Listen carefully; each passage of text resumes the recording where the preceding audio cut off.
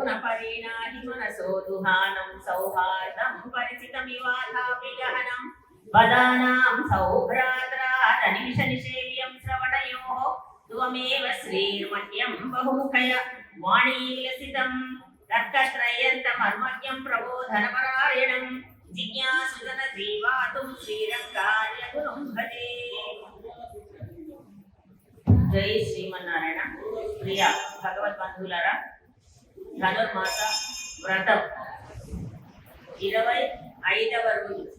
ஒருத்தி மகனாய் பிறந்தூரவில்லொருத்தி மகனாய் கருங்குவரளா கரத்தினால் தான் தீங்கு நினைந்த கருக்கை விரைவிந்து கந்தன் வயிற்றில் நெருப்பென்ன நின்ற நெடுமாலே உன்னை அறுத்தித்து வந்தோம் பறை கருதியாதில் திருத்தக்க செல்வமும் சிவகமும் யாம் பாடி வருத்தமும் తీరిందు మగిలిందేలోరెంబావాయ్ అనేటటువంటి విశేషమైనటువంటి పాసురం 25వ రోజుకి చేరుకున్నాం. ఇంకా మిగతా ఎన్ని రోజులు ఉన్నాయి? ఇంకా 4 రోజులే మన ధనుర్మాస వ్రతం. ఎందుకంటే 29, 30 రెండు పాసురాలు ఒకటే రోజు 14వ తారీఖు మనం పూర్తి చేసుకుంటాం. సాకు మరే విశేషమైన పాసురాలు, విశేషమైనటువంటి కార్యక్రమాలతో అత్యంత వైభవంగా ధనుర్మాస ఉత్సవాలను మనం జరుపుకుంటూ ఉన్నాం. మొన్నంతా సింహాసనం పైన వేంచేసి మేము విన్నవించేటటువంటి మా యొక్క విన్నపాలు వినవలే అన్నారు భక్తులైనటువంటి మన అమ్మ గోదాదేవి గోపికల బృందం అంతా. సరే అన్నాడు పరమాత్మ. అలాగే ఇచ్చేసి, అయ్యయ్యో మీరు వచ్చినటువంటి విషయాన్ని తెలియజేయండి అంటే వచ్చిన విషయం మర్చిపోయి స్వామి యొక్క పాదము కంటింది అని వ్యధతో మంగళం పాడినటువంటి పాసురం నిన్న మనము విశేషంగా జరుపుకున్నాం.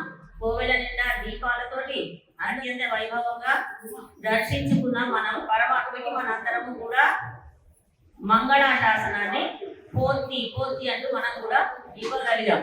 ఇది మనకు మన జన్మ ధన్యము కావడానికి చేసే పని. అమ్మ గోదాదేవి యొక్క తండ్రి గారైనటువంటి విష్ణు చిత్తుల వారు, పెరియాడు వారు కూడా పరమాత్మకి మంగళం పాడారు.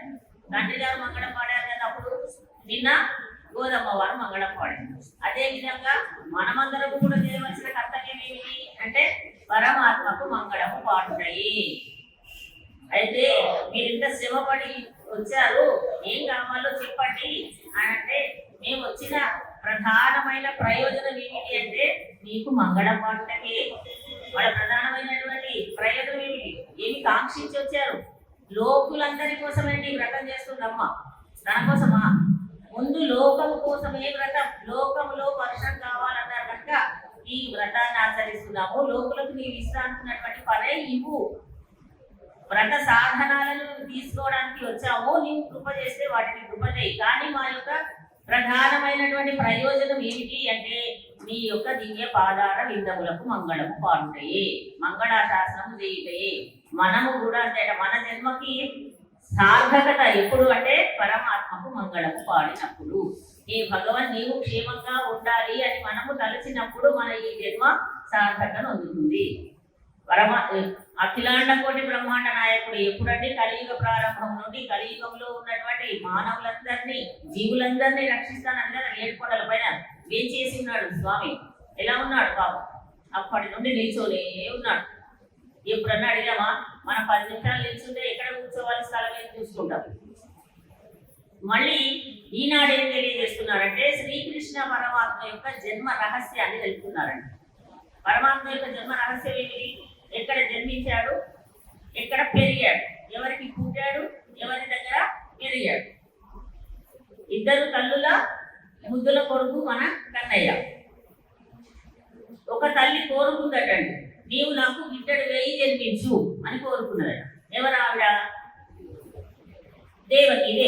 నాకు నీవు తపస్సు చేసిందండి. తపస్సు చేసి నీవు నాకు కుమారుడిగా, ఏమిటమ్మ నీ కోరిక అంటే నీవే నాకు కుమారుడిగా పుట్టాలి. సరే పుట్టాడండి ఇక్కడ. అప్పుడు యశోదమ్మ కూడా ఒక తపస్సు చేసిందట, నీ యొక్క బాల్య చేష్టలన్నీ నేను చూడాలి, నేను నిన్ను పెంచాలి అన్నదట. సరే ఒకే కాలంలో 2 కోరికలు తీర్చాడు. అందుకనే ఇక్కడ దేవకీదేవికి చెరసాలలో జన్మించాడు. జన్మించినటువంటి వాడు వెంటనే అదే రాత్రి యశోదమ్మ దగ్గరికి చేరుకున్నాడు. అక్కడ పెరిగాడు. అమ్మ కోరిక ప్రకారం బాల్య చేష్టలన్నీ అక్కడ చూపించాడు. అయితే తండ్రి మాట విన్నాడా మరి అంటే విన్నాడండి. రామచంద్రుడికి ఒక పేరు స్థిరంగా ఉంది. ఏమిటది? రాముడికి ఏమని పేరు? పితృవాక్య పరిపాలన దక్షుడు అని కదా. అంటే తండ్రి మాటను తూచా తప్పకుండా పాటించినటువంటి వాడు. అంటే ఎప్పుడు రాముడు కంటే మా కృష్ణుడు గొప్పవాడు, మన గోపికలు కృష్ణుడే ఇష్టం కదా అని దాంతో పోలిక చెప్పుకుంటారు. నువ్వు అంత సులభమైనటువంటి వాడివి. తల్లిదండ్రుల మాట పుట్టిన వెంటనే విన్నావు. కుమారుడు అంటేనే తల్లిదండ్రుల మాట వినువాడని అర్థమట. పుత్రుడు అంటేనేమో ఉన్న నరకం నుండి తప్పించేవాడు. కుమారుడు అంటే తల్లిదండ్రుల మాటలు వినువాడు. అటువంటి బిడ్డడు వై నువ్వు జన్మించావు. జన్మించిన వెంటనే మరి ఆ తల్లి కోరిక కూడా తీర్చాలి కనుక ఇప్పటి వరకు ఎన్నో రాత్రులు జరిగినాయండి. కానీ ఏది అద్వితీయమైనటువంటి రాత్రి అంటే కృష్ణ పరమాత్మ జన్మించినటువంటి ఆ రాత్రి గొప్పనైనది, శ్రేష్టమైనది, అద్వితీయమైనది. ఎంత చెప్పుకున్నా తక్కువే ఉంటుందట అంత విశేషమైనటువంటి రాత్రి. ఎందుకంటే ఇక్కడ చెరసాలలో జన్మించావు. వెంటనే రేపల్లె అదే రాత్రి అండి. వెంటనే రేపల్లెకి వెళ్ళిపోయి నాన్నగారు నన్ను తీసుకుని వెంటనే రేపల్లెలో యశోదమ్మ దగ్గర ఉంచాడు. బయలుదేరాడండి. ఒక చిన్న బుట్టలో ఉంచుకున్నాడు. వసుదేవుడు ప్రయాణమై వెళ్ళాడు. దారిలో యమునా నది దాటాలి వీళ్ళు. వీటి పక్కనంతా మధుర. యమునా నది దాటి వెళితే మన గోకులం, బృందావనం, రేపల్లె. యమునా నది దాటుతుంటే యమున ఏం చేస్తుందటండి? పొంగి పొంగి వస్తుందట. ఇక్కడ పట్టుకున్న బుట్ట కొద్దిగా పైకి పట్టుకున్నాడు. మళ్ళీ యమున వచ్చేస్తుంది.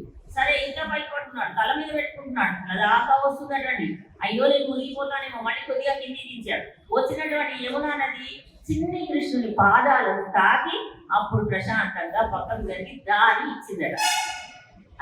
అందుకనే మాయనై మన్ను వడమదులై మైందనై తూయ పెరునీర్ యమునై తురైవనై తూయ పెరునీర్ యమునై తురైవనై అని అమ్మ 5వ పాఠంలో కీర్తించారు యమునా నదిని. ఇంత గొప్పనైనటువంటి యమునా నది యొక్క విశేషం అంటే పరమాత్మ యొక్క పాదాలను తాకిందండి. అందుకని శ్రేష్టమైనటువంటి నది. అందుకే యమునా నది నీళ్ళు కొద్దిగా నల్లగా ఉంటాయండి. గంగా తెల్లగా ఉంటుంది, స్వచ్ఛమైన. అలకానంద స్వచ్ఛమైన నీళ్ళు. గోదావరి స్వచ్ఛం. కొంచెం యమునా నది నీళ్ళు ఎందుకంటే కన్నయ్య పాదాలు కదా నల్లని వాడు. అటువంటి యమునా నదిని దాటి వెళ్ళి యశోద దగ్గర మన కృష్ణ పరమాత్మను ఉంచి అప్పుడు ఆమెకి ఒక శిశువు ఆడపిల్ల జన్మిస్తే ఆ పాపను తీసుకొని ఇక్కడికి వచ్చాడు కదా మాయ. అప్పటి వరకు చెరసాలలో ఎటువంటి పరిస్థితి అందరికి ఎవరికైనా తెలిసిందా? కృష్ణ పరమాత్మ జన్మించినట్టు, శంఖ చక్ర గదాయుధాలతో జన్మించినట్టు ఏమైనా తెలిసిందా? ఏది తెలియదు. అందరినీ మాయ కప్పేసింది. అందరూ హాయిగా నిద్రపోతున్నారు. ఎంతో మంది భటులను, సేవకులను ఉంచాడు చుట్టూ, ఆ చెరసాల చుట్టూ. మరి యశోదమ్మకి వసుదేవుడికి కూడా చేతులకి కాళ్ళకి సంఖ్యను కూడా వేశాడు. అంత దుర్మార్గుడు, ప్రాణభయం ఇదంతా. సరే, అటువంటి పుట్టిన వెంటనే తల్లిదండ్రుల యొక్క సంఖ్యలు తొలగిపోయినాయి. చెరసాలకు ఉన్నటువంటి తాళాలు పగిలిపోయినాయి. నన్ను వెంటనే అక్కడ చేర్చమంటే వెళ్ళాడు. యశోదమ్మ కూడా నిద్రలో ఉంది. అక్కడ పడుకోబెట్టి ఆ పాపను తీసుకొని రావడం. ఇక్కడికి వచ్చిన తర్వాత ఆ శిశువు ఏడుపు వినిపించింది. ఇక వెంటనే అప్పుడు నిద్రిస్తున్న ఈ చుట్టూ ఉన్నటువంటి సేవకులందరూ మేల్కొనడం, దుష్టుడైనటువంటి కంసుడికి తెలియజేయడం, ఏడుపు వినిపిస్తుందండి అని పరిగెత్తుకుంటూ రావడం. పట్టుకున్నాడటండి కర్కశంగా, బాధపడుతుంది. దేవకీదేవి పుట్టినటువంటి పిల్ల ఇప్పుడు ఆడపిల్ల వచ్చింది. ఆడపిల్లను కూడా చంపుతావా? నిన్ను చంపే వాడు 8వ గర్భంలో జన్మిస్తాడని కదా వాడు అని చెప్పింది కదా ఆకాశవాణి. అంటే ఎవరు? మగ పిల్లవాడు. కానీ ఇప్పుడు పుట్టింది ఎవరు? 8వ గర్భంలో ఆడపిల్ల పుట్టిందన్నా. వద్దు అన్న శపించుమన్న తగదల్లుడు గాడికి మేనగోడలవు మన్నన సేయుమన్న మానివి చంపుట రాచపాడి కాదన్న సుఖీర్తివై మనగదన్న మహాత్ములు పోవు త్రోవ పోవన్న నిన్ను శరణంబు వేడేదన్న. ఎన్నిసార్లు అన్న అంటుందండి. అన్న అన్న అనే పదము మనకి ఎంత ఆప్యాయతను ఇస్తుందండి. అన్నా నువ్వు ఎంత గొప్పవాడివి, నువ్వు మహాత్ములు పోయే దారిలో పో అన్న. ఒక ఆడపిల్లని చంపాడు ఈ కంసుడు అనే మాట తెచ్చుకోకు అప్పటికి చెప్తుందండి. చెల్లెళ్ళు తోబుట్టుకులు ఏం చేస్తారంటే అన్నదమ్ముల యొక్క బాగోగులు ఎప్పుడు చూస్తుంటారంట. సరే వాళ్ళు ఏదో మనకు పెట్టే అలా పెట్టలే ఇదంతా కాదు. అన్నదమ్ముల యొక్క భావం చూసేవారు ఆడపిల్లలు. అందుకనే వాళ్ళని సత్కరిస్తుంటారు. అన్నలు కూడా ఎవరు, అన్నదమ్ములు కూడా మన ఆడపిల్లల్ని ఎవరు తక్కువ చేయరండి మన ప్రాంతంలో. అందుకనే అమ్మాయికి అంత గొప్పనైనటువంటి ఆడపిల్లకి పెళ్ళైన తర్వాత ఇంకా గౌరవిస్తారు కదా. అటువంటి అయ్యో అన్నా వద్దన్నా నీవు ఆడపిల్లని చంపకన్నా, ఆడపిల్లని చంపినటువంటి ఒక మాట అపకీర్తి నువ్వు తెచ్చుకోకు అని అన్నా చెప్పినా సరే కర్కశమైనటువంటి గుండె కలిగినటువంటి వాడు కంసుడు ఎట్టి పరిస్థితిలో ఒప్పుకోలేదు. తీసుకొని ఇష్టం ఉన్నటువంటి మరి చంపడం, ఆ పిల్లని పైకి ఎగిరేసి కింద కత్తి నుంచాడట ఖడ్గాని ఆడపిల్లలు. సరే వచ్చినటువంటి తల్లి మాయా స్వరూపిణి ఆ పక్కకు వెళ్ళిపోయి, ఓరి దుష్టుడా దుర్మార్గుడా, నిన్ను సంహరించేవాడు ఉన్నాడు, తప్పనిసరిగా వాడు అక్కడ రేపల్లెలో పెరుగుతున్నాడు ఒక మాట చెప్పి అమ్మ అక్కడి నుంచి వెళ్ళిపోయింది. వీడికి ఇంకా కంపనం మొదలైంది కంసుడి. రేపల్లెలో ఉన్నాడా, అందుకని అందరినీ సమీకరించి ఒక మీటింగ్ పెట్టి అందరూ వెళ్ళండి, వెంటనే చిన్నపిల్లలు ఎవరు కనిపిస్తాడు అందరినీ సంహరించండి. ఎవరింట్లో ఎక్కడ పెరుగుతుంది చెప్పలేదు ఇంకా నేను, రేపల్లెలో అయితే పెరుగుతున్నాడు అందుకని వెళ్ళిపోయాడు. సరే మరి ఎందుకండి కంసుడే వెళ్ళొచ్చు కదా, రేపల్లెకి వెళ్ళేంత ధైర్యం లేదట కంసుడికి. ఎందుకంటే మన నందగోపుడు అంత బలశాలి. నందగోపుడు సామంతరాజు అక్కడంతా. ఆ నందగోపుడి దగ్గరికి వెళ్ళి ఎదురుగా నిల్చొని యుద్ధం చేసేంత శక్తి సామర్థ్యాలు కంసుడికి లేవు. అందుకని పన్నాగాలని రాక్షసులను ఒక్కొక్కడని పంపిస్తూ ఉన్నాడు. ఇది జన్మ రహస్యం. ఎవరి జన్మ రహస్యం? ఏ భగవాన్ శ్రీకృష్ణ పరమాత్మ నీ యొక్క జన్మ రహస్యాన్ని మేము శ్రవణం చేస్తే, మేము వింటే, మేము తలిస్తే మా యొక్క జన్మ బంధాలు తొలగిపోతాయి.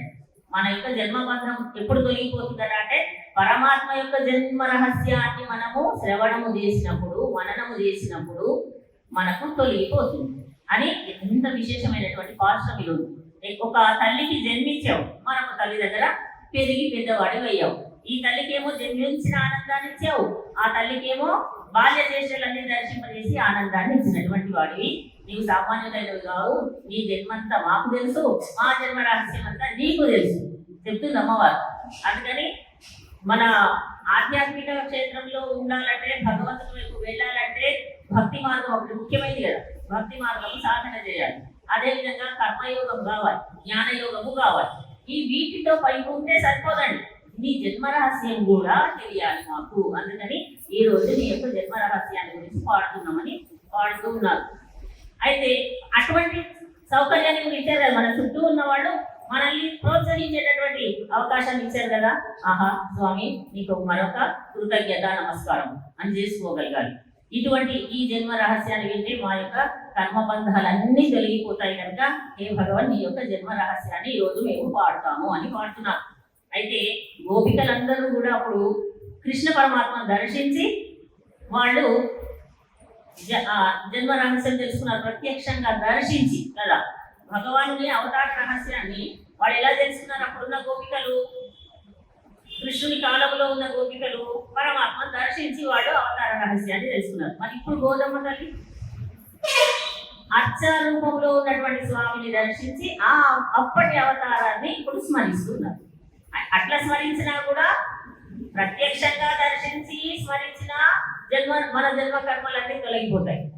అర్చారూపంలో ఉన్నటువంటి స్వామిని దర్శించినా మనకున్నటువంటి కర్మ ఫలం అంతా తొలగిపోయి, కొద్దిగా పాపరాశి అంతా తొలగిపోయి పరమాత్మ యొక్క కృప అనే కటాక్షం మన పైన కురుస్తుంది.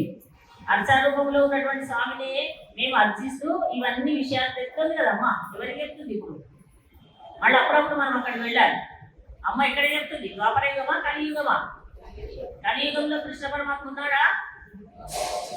మనం మరి ఉన్నాడు అనుకుంటున్నామా? మనం అనుకోవడం కాదు. ఎక్కడున్నాడు? ఉన్నాడు, కానీ ఎక్కడున్నాడు?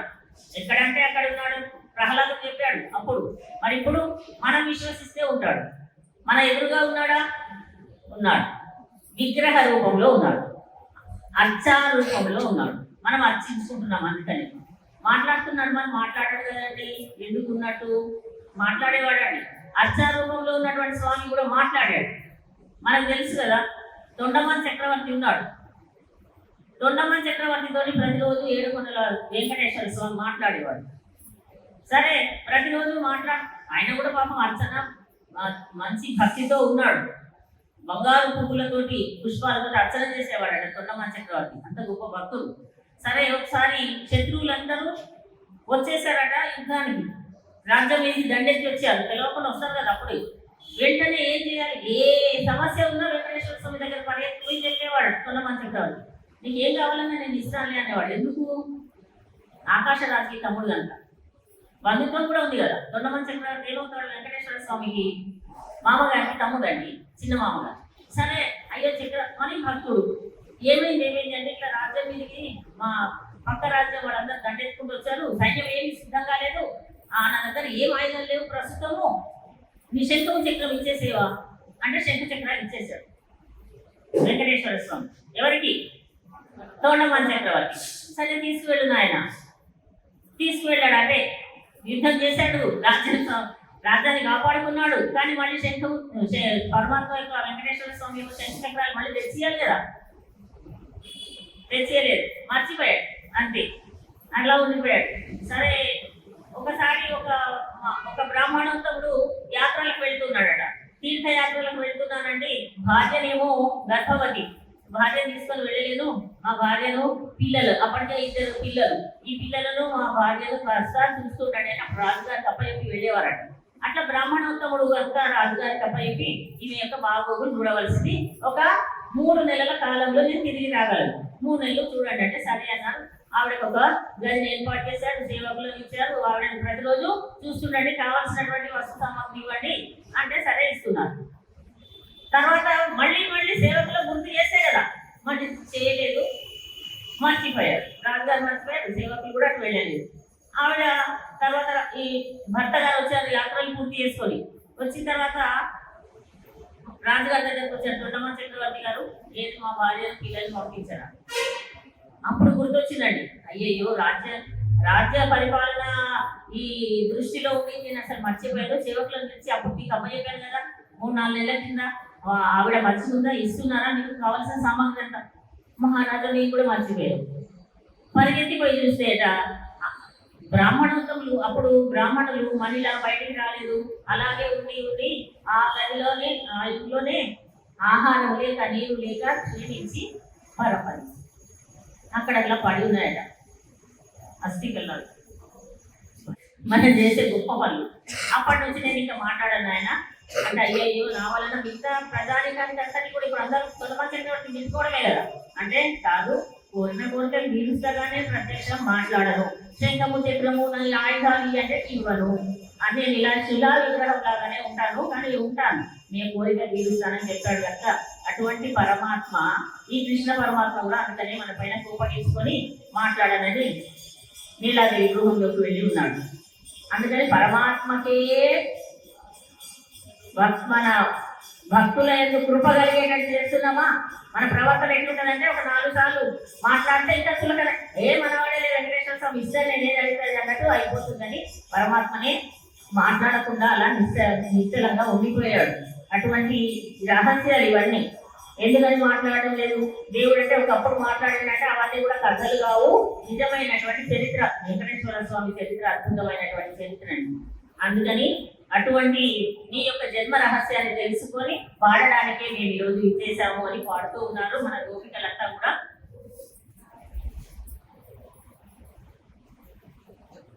ఒరుత్తి మహనాయ్ విరందు అంటున్నారు. అంటే ఒకరికేమో కుమారుడవై పుట్టావు, మరొకరి దగ్గర జన్మించావు. ఎందుకంటే ఒకరికి జన్మించావు, ఒకరి దగ్గర పెరుగుతున్నావు అంటున్నారు. అంటే మళ్ళీ వాళ్ళ పేరు చెప్తే కంసుడికే భయపడి వీళ్ళందరూ ఇట్లా మాట్లాడుతున్నారు. దేవకీదేవికి జన్మించావు, యశోదమ్మ దగ్గర పెరుగుతున్నావాడేమో, కంసుడు వింటాడేమో, మళ్ళీ యశోదమ్మ దగ్గర పెరుగుతున్నాడు, అక్కడ పరిగెత్తుకు పోతాడు, మా వల్ల నీకు కష్టాలు రావద్దు అని అలా పాడారు. ఓ రలవిల్లొరుతి మహనాయి ఒడుత్తు వరడా. అయితే ఇదంతా కూడా ఒకే రాత్రి జరిగినటువంటి సంఘటన. ఆ రాత్రి అద్వితీయమైనది. ఈ 2 తల్లులు కూడా అద్వితీయమైన వాళ్ళండి. మామూలుగా అనుభవించారా పరమాత్మను? మన దేవకీదేవి గర్భంలో 12 మాసాలు కృష్ణ పరమాత్మ ఉంటే దేవతలందరూ కూడా గర్భస్థుతి చేశారండి. గర్భస్థుతి.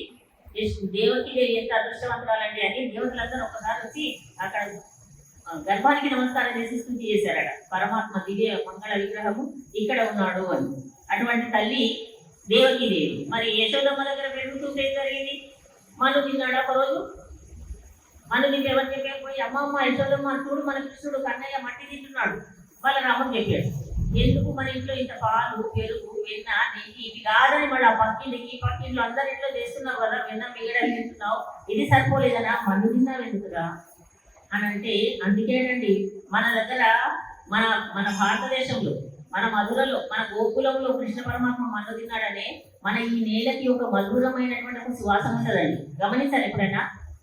మన చిన్నజీవ స్వామి వారు చెప్తుంటారు, మన మట్టికి ఒక అప్పుడే వర్షం పడింది అనుకోండి, వర్షాకాలంలో నేలంతా ఎండిపోయిన తర్వాత వర్షం పడినప్పుడు ఎట్లాంటి వాసన, ఎటువంటి సువాసన ఎంత బాగుంటుంది కదా. ఎవరికైనా ఈ వాసన బాగాలేదనరండి, అది నేల కృష్ణ పరమాత్మ చేత స్పృశించబడినటువంటి ఆ నేల. ఇంకెక్కడన్నా స్వామివారట, ఇంకెక్కడ అమెరికా అట్లాంటి చోట్ల కూడా వర్షం పడుతుంది, ఇట్లాంటి సుగంధం ఎక్కడ లేదట.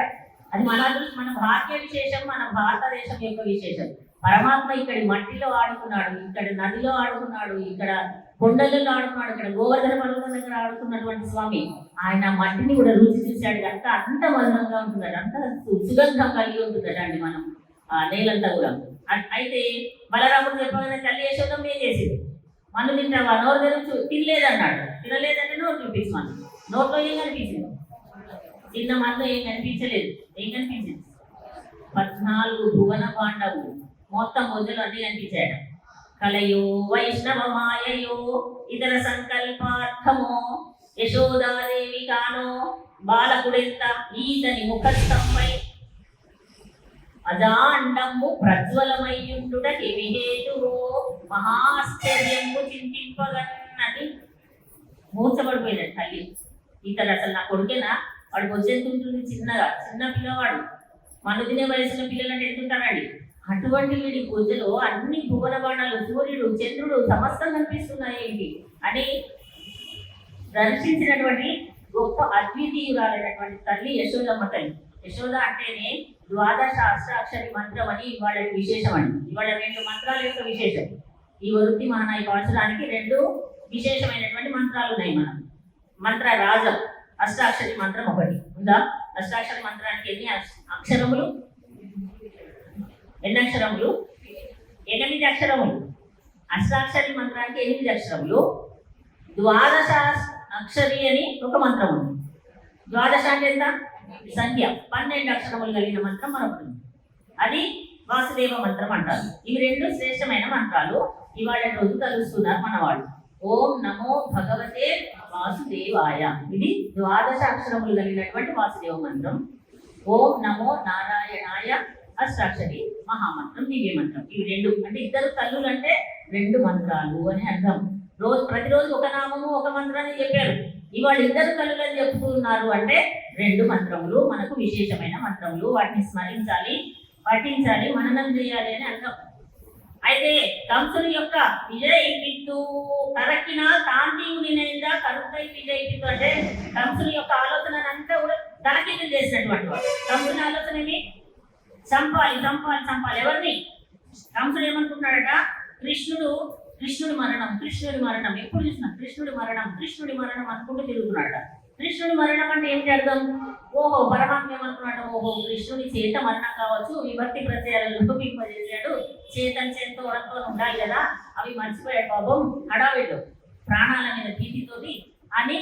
ఓహో, కృష్ణుడి చేత మంత్రం అనుకుంటున్నాడని వచ్చి కంసుడిని మట్టు పెట్టేశాడు. ఈరోజు మొన్నటి వరకేమో బకాసుర వధ, పూతన వధ, శకటాసుర వధ, కపిస్థాసుర వధ, అఘాసుర వధ ఇవన్నీ అయిపోయాయి. ఈరోజు వృత్తి మహానాయ పాత్రంలో హంసవదనే అమ్మ తెలియజేసినటువంటి పాత్రం, విశేష పాత్రం.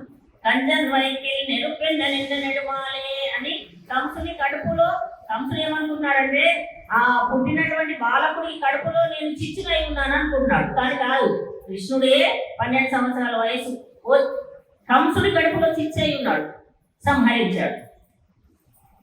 కంజన్ వైకిల్ ఉన్నై ఎరుకిత్తు వందో పడై తరుణియాహిల్. సరే, నీ యొక్క దివ్యమైనటువంటి జన్మ రహస్యాన్ని అంతా కూడా కలుస్తూ మాకు ఇవ్వవలసినటువంటి పడై అనే సాధనాన్ని నీవు ఇవ్వవలసింది అని ప్రార్థించారు. ఇవాళ తిరుగక్క శెల్వము శివగము యాంపాడి నీ యొక్క దివ్యమైనటువంటి జన్మ రహస్య వృత్తాంతం మేము ధరిస్తే మాకున్నటువంటి కష్టాలన్నీ తీరిపోయాయి. అందుకని హే భగవాన్ నీవు మాకు కావలసినటువంటి సాధనాలన్నీ ఇచ్చి మా చేత వచ్చి మాకు నీ యొక్క దివ్య మంగళ విగ్రహాన్ని దర్శింపజేసి మేము మంగళాశాసనము చేసేటటువంటి స్థితిని మాకు కల్పించవలసింది అని ఇవాళ పాఠం యొక్క భావన. అమ్మ గోదాదేవి పాడుతూ పరమాత్మను దర్శించారు. ఈరోజు పరమాత్మ సరే అన్నాడు, కావలసిన వస్తువులను ఇస్తా అన్నాడు. మరి ఇంత చలిలో లేచి వస్తున్నారు, కేవలం మంగళాశాసనం ఒకటే అని అనిపించడం లేదు, మీరు ఏదో అడగాలని వచ్చారన్నాడు ముందే. అంటే మాకు చలి మనసు ఇలాంటివి ఏమీ లేవు. ఎందుకు లేవు అంటే ఎప్పుడు నీ యొక్క నామ సంకీర్తన చేస్తున్నాం కనుక నేను దర్శించాలనేటటువంటి కుతూహలంతో మేము రావడం వల్ల మాకు చలి లేదు, మనసు లేదు. అంతా అది మిగతా వాళ్ళం ఎవరైతే కోవిలకు రారో వాళ్ళకు విపరీతంగా చలి ఉంటుందండి కదా. కోవిలకు వచ్చామంటే మన చలి చూడండి, మంచు కురుస్తూనే ఉంది. మళ్ళీ నిన్న మొత్తమే మంచు, నిన్న అసలు ఎండనే లేదు. అటువంటి స్థితిలో అయినా దాన్ని చూడండి మన కోవిల నిండిపోతుంది భక్త గోపికల యొక్క బృందంతో. అటువంటి గొప్పనైనటువంటి స్థితి అది. ఈ కాలం మళ్ళీ రమ్మంటే మళ్ళీ సంవత్సరం దాకా ఈ 4 రోజుల ధనుర్మాస కాలం మిగిలి ఉంది మనకు, విశేషమైనటువంటి కాలం. ఈ కాలంలో ఎంత వీలైనంత అంత భగవన్నామాన్ని స్మరిద్దాం, పరమాత్మ యొక్క కృపా కటాక్షాలని పొందుదాం. బాజులను ఒకసారి అనుసంధానం చేసుకుందాం.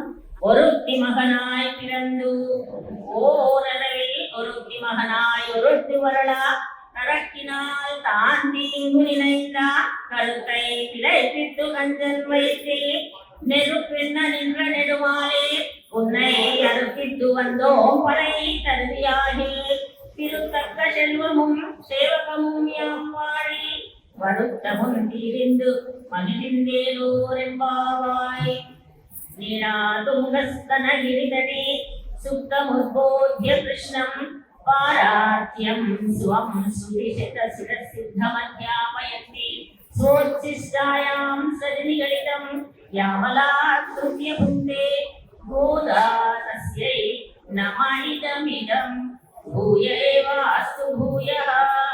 ఆండాళ్ దివ్య తిరువడిகளே శరణం. జై శ్రీమన్నారాయణ.